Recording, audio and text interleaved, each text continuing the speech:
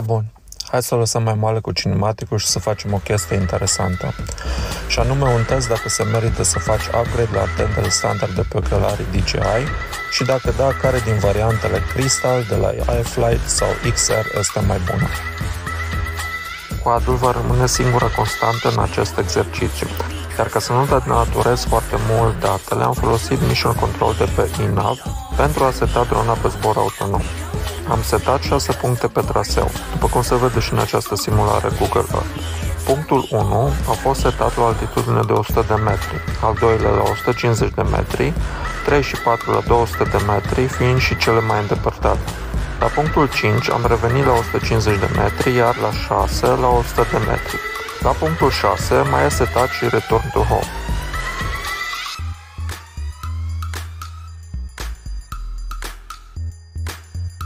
Măsurând distanța pe diagonală, avem 5,5 km.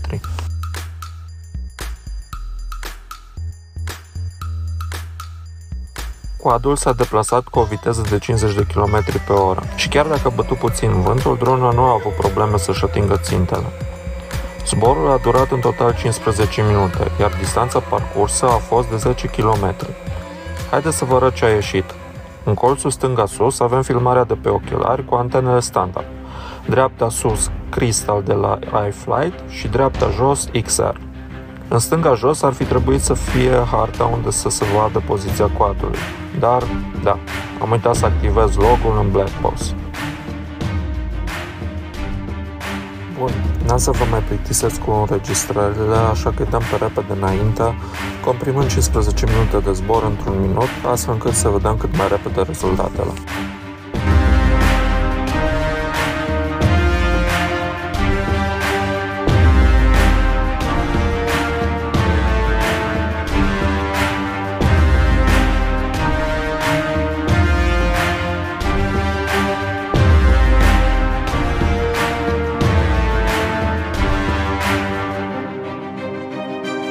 Și bum, gata, avem rezultatele.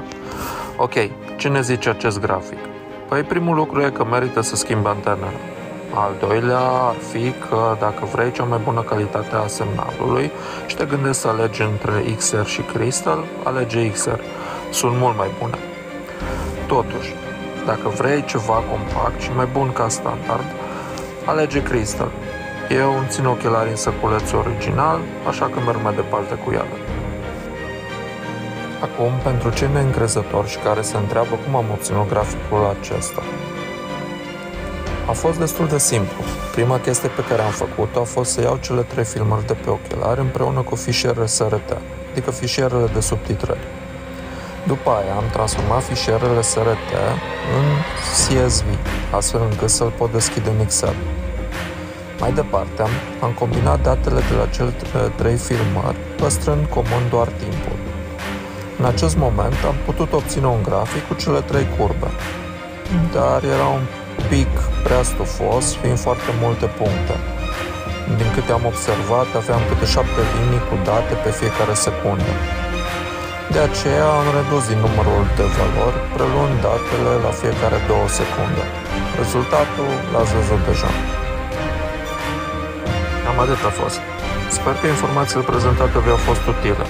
Iar dacă aveți întrebări, lăsați un comentariu.